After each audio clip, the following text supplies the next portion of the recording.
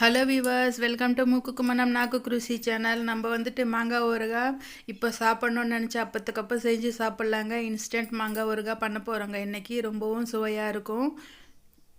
இது எப்படி செய்கிறது பார்க்கலாமா? இதை வந்துட்டு நான் இன்றைக்கி சாதத்தோடு சாப்பிட்றேங்க. இது இட்லி தோசைக்கும் ரொம்ப பிரமாதமாக இருக்கும். இது எப்படி செய்கிறது பார்க்கலாமா? வாங்க கிச்சனுக்கு. முதல்ல ஸ்டவ் ஆன் பண்ணிக்கிட்டு கடாய் வச்சுருக்கேங்க. கடாய் நல்லா சூடாக இருக்குது. இதில் வந்துட்டு கடுகு, வெந்தயம், சீரகம் போட்டுக்கலாம். 2 ஸ்பூன் கடுகு, 1 ஸ்பூன் சீரகம், அரை ஸ்பூன் வெந்தயம் போட்டு நல்லா இது மாதிரி கலர் சேஞ்ச் ஆகிற வரைக்கும் வறுத்துக்கணுங்க. மீடியம் ஃப்ளேம் வச்சுட்டு நல்லா ஃப்ரை பண்ணிக்கலாம். நல்லா பொரிஞ்சு வருது பாருங்கள். சத்தமும் வரும், கலரும் சேஞ்ச் ஆகுங்க. ரொம்ப மணமாகவும் இருக்கும் இது ஃப்ரை பண்ணும்போது.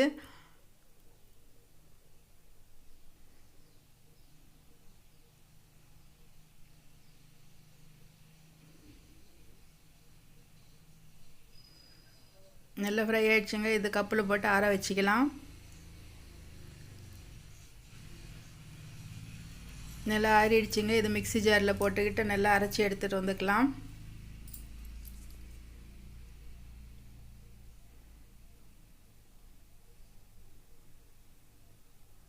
நல்லா பொடி பண்ணியாச்சுங்க. இது வந்துட்டு ஒரு கப்பில் போட்டு வச்சுக்கலாம். இதே மிக்ஸி ஜாரில் ஒரு 4-5 பூண்டு பல் தோல் எடுத்துகிட்டு போட்டிருக்கேன். இதையும் நல்லா அரைச்சி எடுத்தாச்சுங்க. இது அந்த மசாலாவில் போட்டு வச்சுக்கலாம்.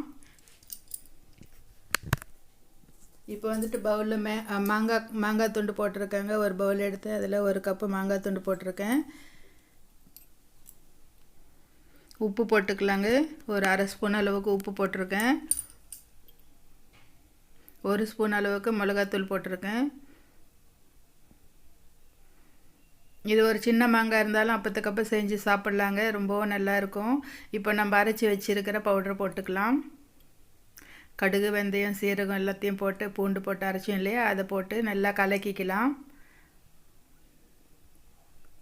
எனக்கு வந்துட்டு இந்த பவுடர் ரொம்ப பிடிக்குங்க. அதனால கொஞ்சம் அதிகமாகவே போட்டிருக்கேன். உங்களுக்கு கலர் நல்லா சிவப்பாக வேணும்னா அது கொஞ்சம் குறைச்சி போட்டுக்கிட்டிங்கன்னா கலர் நல்லா வரும். ஒரு கரண்டி கடலை எண்ணெய் விட்டுருக்கேங்க.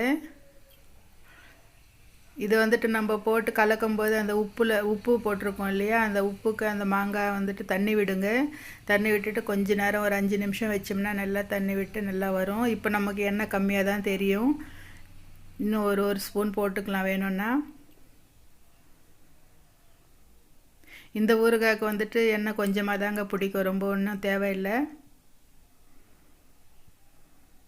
நல்லா கலக்கி வச்சாச்சு பாருங்கள், எவ்வளோ நல்லா இருக்குது. இந்த மசாலாவும் ரொம்பவும் சுவையாக இருக்கும். இது அப்படியே ஒரு நாள் விட்டுட்டோம்னாலும் இன்னும் கொஞ்சம் நல்லா அந்த எண்ணெய்லாம் விட்டு நல்லா வருங்க. அந்த மாங்காயிலேருந்து தண்ணி வெளியே வரும் இல்லையா, ரொம்பவும் நல்லாயிருக்கும். ஆனால் அப்பத்துக்கப்போ செஞ்சு சாப்பிட்றதுக்காக செஞ்சுருக்கேன் நான் இன்றைக்கி.